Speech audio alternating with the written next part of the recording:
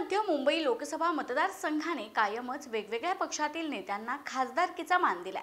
राज्यातील आता शेवटच्या 5व्या टप्प्यात या मतदारसंघात मतदान पार पडणार आहे। इथं महायुतीचे उमेदवार ॲडव्होकेट उज्ज्वल निकम आणि महाविकास आघाडीच्या उमेदवार प्राध्यापिका वर्षा गायकवाड यांच्यात लढत होत आहे। प्रचाराच्या शेवटच्या टप्प्यात या दोघांमधील चुरस वाढताना दिसून येते। त्यामुळे या मतदारसंघात वेगळीच रंगत आली आहे। विशेषतः चांदिवली येथे उपमुख्यमंत्री देवेंद्र फडणवीस यांच्या झालेल्या सभेनंतर मतदारसंघातील राजकीय चित्र किंचित पलटण्यास सुरुवात झाली आहे। त्यामुळे या मतदारसंघात कोणत्या मुद्द्यावरून इथली लढत अटीतटीची होणार याच संदर्भात आपण सविस्तराने जाणून घेऊ। नमस्कार, मी प्रतीक्षा ननावरे आणि तुम्ही पाहताय फॉर द पीपल न्यूज। व्हिडिओला सुरुवात करण्यापूर्वी आपण आमच्या चॅनलला सबस्क्राइब करा, लाईक व फॉलो जरूर करा। पोस्ट ग्रॅज्युएट डिग्री कोर्सच्या माध्यमातून परिपूर्ण राजकीय नेतृत्व घडवणारं आणि प्राध्यापक राहुल कराड यांच्या संकल्पनेतून साकारलेलं भारतातील पहिलं institute MIT school of government presents जागर लोकशाहीचा। उत्तर मध्य मुंबई लोकसभेतील मतदार नव्या चेहऱ्यांना संधी देतो असा इथला इतिहास राहिलाय। 1999 मध्ये शिवसेनेचे मनोहर जोशी खासदार झाले। नंतर 2004च्या निवडणुकीत काँग्रेसच्या एकनाथ गायकवाड यांनी बाजी मारली। 2009च्या निवडणुकीत काँग्रेसच्याच तिकिटावर प्रिया दत्त या लोकसभेवर निवडून गेल्या आणि पुढे 2014 आणि 2019 अशा मागील 2 लोकसभा निवडणुकीत भाजपचं या मतदारसंघावर वर्चस्व राहिलं। गेली 2 टर्म भाजपच्या पूनम महाजन इथून लोकसभेवर निवडून गेल्या। मागील निवडणुकीत भाजपच्या पूनम महाजन यांना 4,86,672 मतं मिळाली, तर प्रतिस्पर्धी असलेल्या काँग्रेसच्या उमेदवार प्रिया दत्त यांना 3,56,667 मतं मिळाली होती। 1,30,005 मतांनी प्रिया दत्त पराभूत झाल्या होत्या। पण यावेळी मात्र भाजप आणि काँग्रेस या दोन्ही पक्षाकडून आपला उमेदवार बदलण्यात आलाय। भाजपने विद्यमान खासदार पूनम महाजन यांचं तिकीट कापून त्यांच्याऐवजी ॲडव्होकेट उज्ज्वल निकम यांना, तर काँग्रेसने प्राध्यापिका वर्षा गायकवाड यांना तिकीट दिलंय। या दोन्ही उमेदवारांचा प्रचार हा अंतिम टप्प्यात आलाय। उत्तर मध्य मुंबई लोकसभा मतदारसंघात अल्पसंख्याक मतदारांचा अधिक प्रभाव आहे।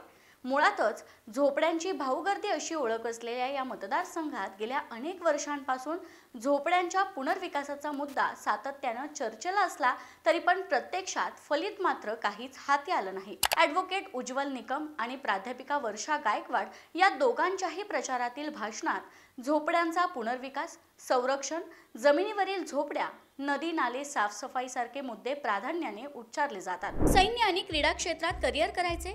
नेताजी सुभाषचंद्र बोस सैनिकी निवासी शाळा पुणे। ॲडमिशनसाठी संपर्क 960 781 1662।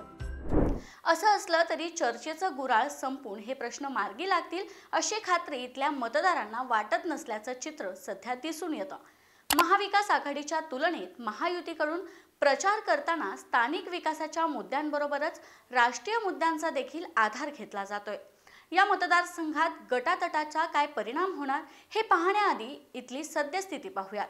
उत्तर मध्य मुंबई लोकसभा मतदारसंघात विलेपार्ले, चांदिवली, कुर्ला, वांद्रे पूर्व, वांद्रे पश्चिम आणि कलिना या 6 विधानसभा येतात। विलेपार्ले विधानसभा मतदारसंघात भाजपचे पराग अळवणी हे आमदार आहेत। चांदिवलीमध्ये शिवसेनेचे दिलीप लांडे आमदार असून ते एकनाथ शिंदे यांच्यासोबत आहेत।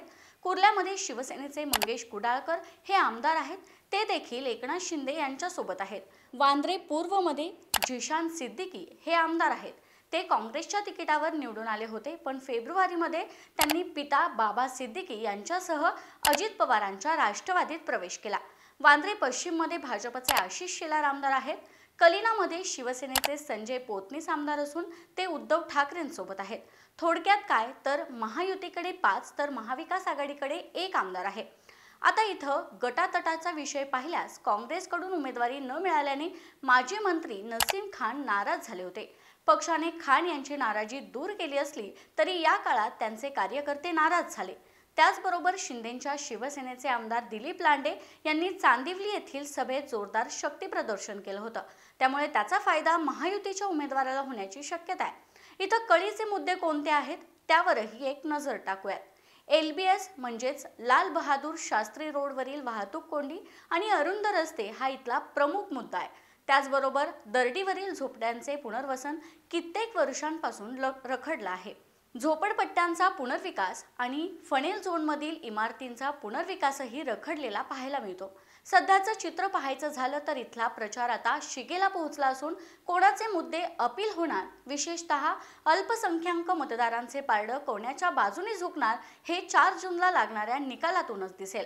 एकूण 17,21,186 मतदार असलेल्या या लोकसभा मतदारसंघातील मतदार कोणाच्या बाजूने कौल देणार याची ही उत्सुकता कायम आहे।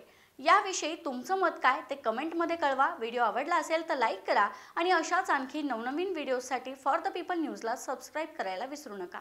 धन्यवाद।